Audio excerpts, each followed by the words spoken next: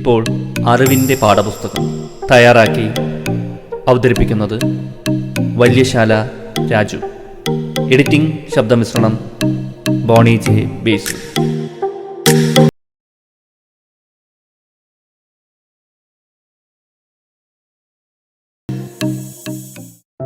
ഇന്ത്യയുടെ അഭിമാനം കൽപ്പന ചൗള, ആകാശത്തോളം വളർന്ന പെൺകുട്ടി.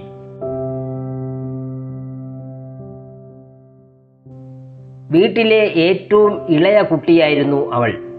അച്ഛനമ്മമാരും ബന്ധുക്കളും അവളെ മോണ്ടു എന്ന് വിളിച്ചു. സ്കൂളിൽ ചേരുന്നതുവരെ ആ പേരായിരുന്നു അവൾക്ക്. വിടർന്ന കണ്ണുകളും കറുത്ത് ഇടതൂർന്ന മുടിയുമുള്ളവളായിരുന്നു മോണ്ടു. വീട്ടിൽ തന്നെ ഒതുങ്ങിക്കൂടുന്ന വലിയ നാണക്കാരിയായ ഒരു സാധാരണ പെൺകുട്ടി.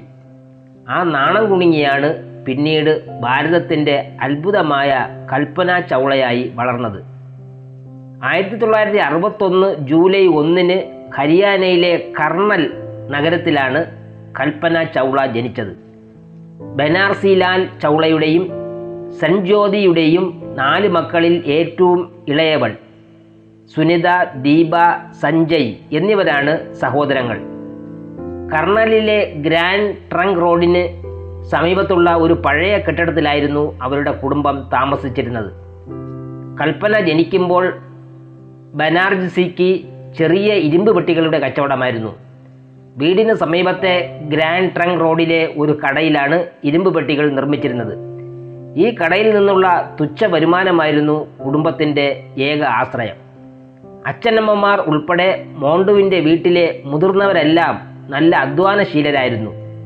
ജീവിതത്തിൽ ഉയരുവാനും അതിനുവേണ്ടി കഠിനമായി അധ്വാനിക്കുവാനും അവർ തയ്യാറായി. കുടുംബത്തിലെ ഈ മനോഭാവമാണ് കൽപ്പന ചൗളയുടെ വ്യക്തിത്വത്തിന് അടിത്തറയിട്ടത്. ബനാർസിലാൽ ചൗളയുടേത് ഒരു കൂട്ടുകുടുംബമായിരുന്നു.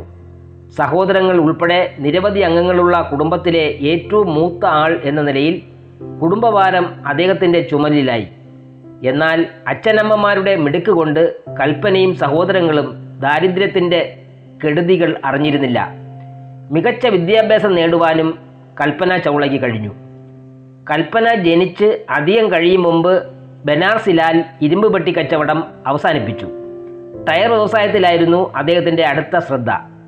ഗ്രാൻഡ് ട്രങ്ക് റോഡിൽ സൂപ്പർ ടയേഴ്സ് എന്നൊരു വ്യവസായശാല ബനാർസി സ്ഥാപിച്ചു. അത് വളർച്ചയുടെ തുടക്കമായിരുന്നു. വൈകാതെ സൂപ്പർ ടയേഴ്സ് ഇന്ത്യയിലെ പ്രമുഖ ടയർ നിർമ്മാണ കമ്പനികളിലൊന്നായി മാറി. രാജ്യത്തെ പ്രമുഖ നഗരങ്ങളിൽ കമ്പനിയുടെ ഓഫീസുകൾ തുറന്നു. ക്രമേണ ടയർ കയറ്റുമതിയും തുടങ്ങി. കൽപ്പനയുടെ കോളേജ് വിദ്യാഭ്യാസ കാലമായപ്പോഴേക്കും ബനാർസിലാൽ തിരക്കേറിയ ഒരു ടയർ വ്യവസായിയായി മാറിയിരുന്നു. അധിക സമയവും വീട്ടിൽ നിന്നും വളരെ അകലെ ബിസിനസ് യാത്രകളിലായിരിക്കും അദ്ദേഹം. ടയർ മേഖലയെപ്പറ്റിയുള്ള പുതിയ അറിവുകൾ നേടുന്നതിന് വർഷത്തിൽ അമേരിക്കൻ, യൂറോപ്യൻ യാത്രകളും അദ്ദേഹം നടത്തിയിരുന്നു.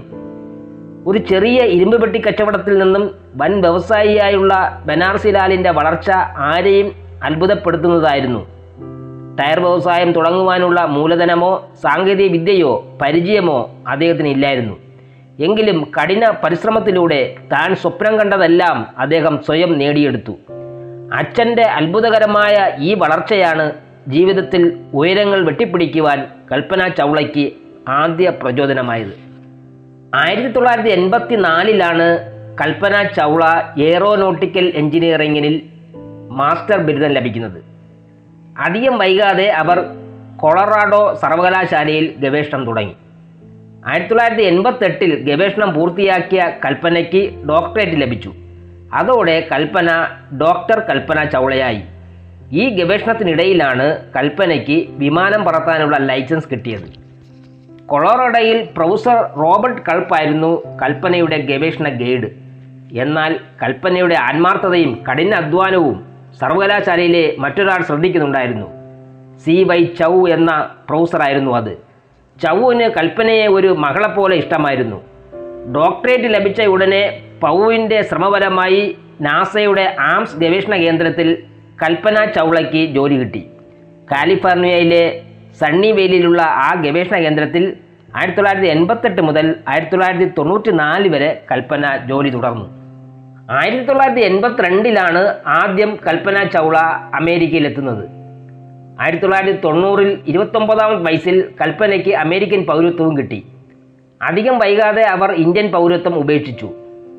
തൻ്റെ സ്വപ്നങ്ങൾ യാഥാർത്ഥ്യമാക്കുവാനുള്ള എളുപ്പവഴിയായിരുന്നു അമേരിക്കൻ പൗരത്വം. അമേരിക്കക്കാരിയായിട്ടും കൽപ്പന ചൗള ഇന്ത്യയെ മറന്നില്ല.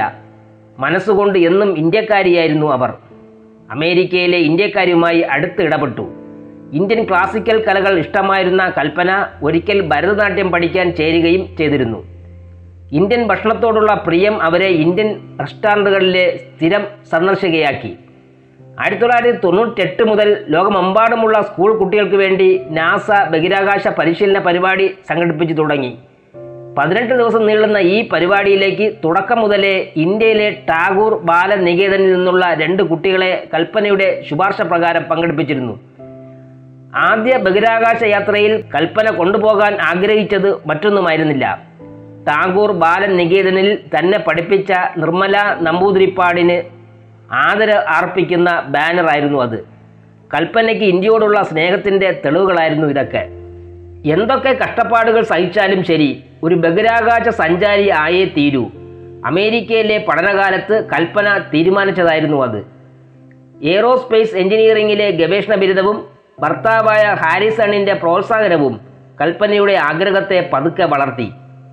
അമേരിക്കൻ പൗരത്വം കൂടി ലഭിച്ചതോടെ ബഹിരാകാശ സഞ്ചാരിയാകാനുള്ള സാധ്യത കൂടുതൽ തെളിഞ്ഞു.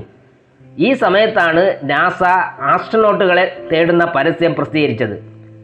1993 നാസയുടെ ഈ പരസ്യം വരുമ്പോൾ കൽപ്പന കാലിഫോർണിയയിൽ ഓവർസൈറ്റ് മെത്തേഡ് എന്ന സ്ഥാപനത്തിൽ ജോലി ചെയ്യുകയായിരുന്നു.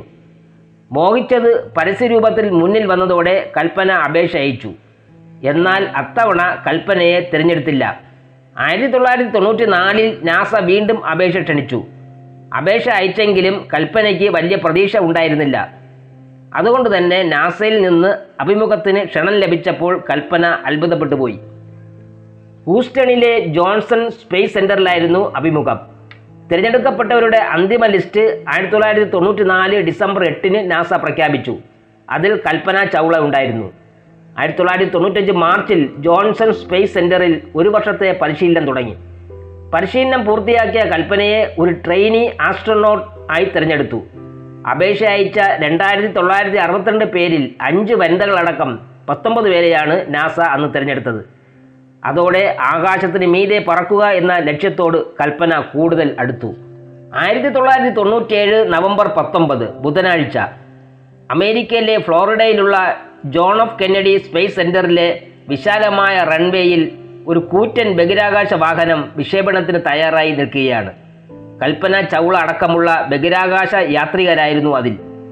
സമയം രാത്രി 2:26. കൊളംബിയ എന്ന ആ സ്പേസ് ഷട്ടിൽ ഭൂമിയുടെ അന്തരീക്ഷം ഭേദിച്ച് കുതിച്ചുയർന്നു. കണ്ടു നിന്നവർ ആഹ്ലാദത്തോടെ കൈയടിച്ചു. ആഘോഷം ഇങ്ങ് ഇന്ത്യയിലുമെത്തി. കാരണം ഇന്ത്യൻ വംശജയായ ആദ്യ വനിതാ ബഹിരാകാശ സഞ്ചാരിയുടെ പിറവി കൂടിയായിരുന്നു അത്. STS-87 എന്നാണ് ആ ബഹിരാകാശ പര്യവേഷണത്തിന് നാസ പേരിട്ടത്. ബഹിരാകാശത്തെ ഭാരമില്ലാത്ത അവസ്ഥ വിവിധ പ്രവർത്തനങ്ങളെ എങ്ങനെ ബാധിക്കുന്നു എന്ന് പഠിക്കുകയായിരുന്നു ആ യാത്രയുടെ ലക്ഷ്യം. ഒപ്പം സൂര്യൻ്റെ ബാഹ്യ അന്തരീക്ഷത്തെ നിരീക്ഷിക്കലും. വിജയകരമായ ആ യാത്രയിൽ കൽപ്പനയ്ക്കൊപ്പം മറ്റ് 5 പേരും കൊളംബിയയിൽ ഉണ്ടായിരുന്നു. 15 ദിവസവും 16 മണിക്കൂറും 34 മിനിറ്റും ബഹിരാകാശത്ത് കഴിഞ്ഞ കൊളംബിയ 1997 ഡിസംബർ 5 കെന്നഡി സ്പേസ് സെൻ്ററിൽ തിരിച്ചിറങ്ങി. ഏതാണ്ട് 1.5 കോടി കിലോമീറ്ററാണ് ആ യാത്രയിൽ കൽപ്പന ചൗളയും സംഘവും ബഹിരാകാശത്ത് സഞ്ചരിച്ചത്. കൊളംബിയ അന്ന് ഭൂമിയെ 252 പ്രാവശ്യം വലം വെച്ചു. കൽപ്പനയുടെ 35-ാം വയസ്സിലായിരുന്നു ഈ ആദ്യ ബഹിരാകാശ യാത്ര. വിജയകരമായി പൂർത്തിയാക്കിയ ആദ്യ യാത്രയ്ക്ക് ശേഷം 2003 ജനുവരി 16 കൽപ്പനയും സംഘവും അടുത്ത യാത്ര പുറപ്പെട്ടു. കൽപ്പന ഉൾപ്പെടെ 7 പേരടങ്ങിയ സംഘം കൊളംബിയയിൽ തന്നെയാണ് ഇക്കുറിയും യാത്ര ചെയ്തത്. ഭൂമിയിൽ നിന്ന് 360 കിലോമീറ്റർ ഉയരത്തിലായിരുന്നു അവരുടെ സഞ്ചാരപഥം. ഭ്രമണം ചെയ്തിരുന്നതോ ഹൈപ്പർസോണിക് വേഗതയിലും. 2 ആഴ്ച ഭൂമിയെ വലം വെച്ച അവർ അതിനിടയിൽ ഒട്ടേറെ ശാസ്ത്ര പരീക്ഷണങ്ങൾ വിജയകരമായി പൂർത്തിയാക്കിയിരുന്നു. തങ്ങളുടെ ബഹിരാകാശ ദൗത്യം വിജയിച്ച സന്തോഷത്തിലായിരുന്നു 7 പേരും. 2003 ഫെബ്രുവരി 1 ഭൂമിയിലേക്ക് മടങ്ങുവാനുള്ള സമയമായിരുന്നു. അവരുടെ കമാൻഡർ റിക് ഹാൻബാഗ് കൊളംബിയ തിരിച്ചിറക്കാനുള്ള ശ്രമം തുടങ്ങി. കേപ്പ് കനറലിലെ കെന്നഡി സ്പേസ് സെന്റർ ആയിരുന്നു കൊളംബിയയുടെ ലക്ഷ്യം. ഭൂമിയുടെ മറുവശത്തുള്ള ആ ലക്ഷ്യസ്ഥാനം പക്ഷേ കൊളംബിയയ്ക്ക് വെറും 50 മിനിറ്റ് മാത്രം അകലെയായിരുന്നു. റിക് ഹസ്ബാൻ വാഹനത്തിൻ്റെ വേഗം കുറച്ച് ഭൗമ അന്തരീക്ഷത്തിലേക്ക് സുഗമമായി പ്രവേശിക്കുന്നതിനുള്ള ഒരുക്കത്തിലായിരുന്നു. ആ സമയം മറ്റ് സംഘാംഗങ്ങൾ തിരിച്ചിറക്കത്തിനുള്ള തയ്യാറെടുപ്പുകൾ നടത്തി. 2 ആഴ്ചയ്ക്ക് ശേഷം തങ്ങളുടെ കുടുംബത്തെ കാണാൻ പോകുന്നതിൻ്റെ ആവേശത്തിൽ അവർ പരസ്പരം തമാശകൾ പറഞ്ഞു. അതേസമയം ഇങ്ങ് ഭൂമിയിൽ അവരുടെ പ്രിയപ്പെട്ടവർ കെന്നഡി സ്പേസ് സെന്ററിലെ റൺവേയിൽ കണ്ണു നട്ടിരിക്കുകയായിരുന്നു. റിക് ഹസ്ബാൻ കൊളംബിയയ്ക്കുള്ളിലെ 3 സ്റ്റാർ ജെറ്റുകൾ കത്തിച്ചു വിട്ടു.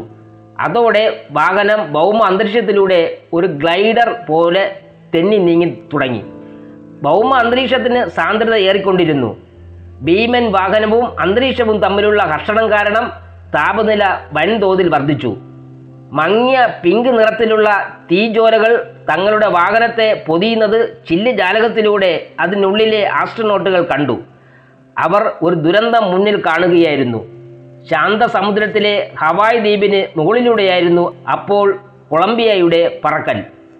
അതിനകം ഹൂസ്റ്റണിലെ മിഷൻ കൺട്രോൾ കേന്ദ്രവുമായുള്ള എല്ലാ റേഡിയോ ബന്ധങ്ങളും അറ്റു. താപനില അവിശ്വസനീയമായ വിധത്തിൽ ഉയർന്നു.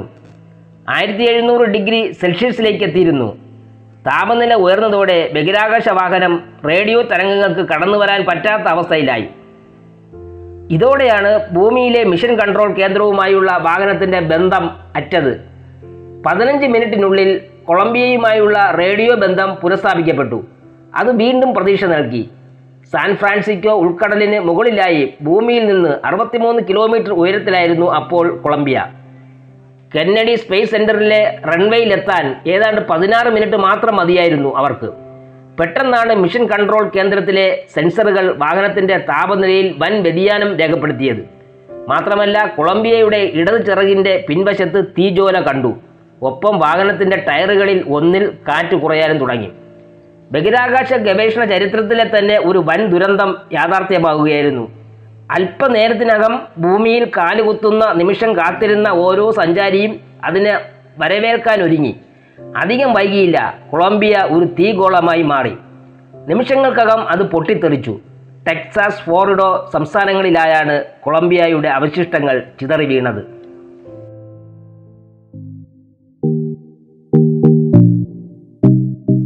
ഇതുവരെ കേട്ടത് അറിവിന്റെ പാഠപുസ്തകം. തയ്യാറാക്കി അവതരിപ്പിച്ചത് വല്യശാല രാജു. എഡിറ്റിംഗ് ശബ്ദമിശ്രണം ബോണി ജെ ബേസിൽ.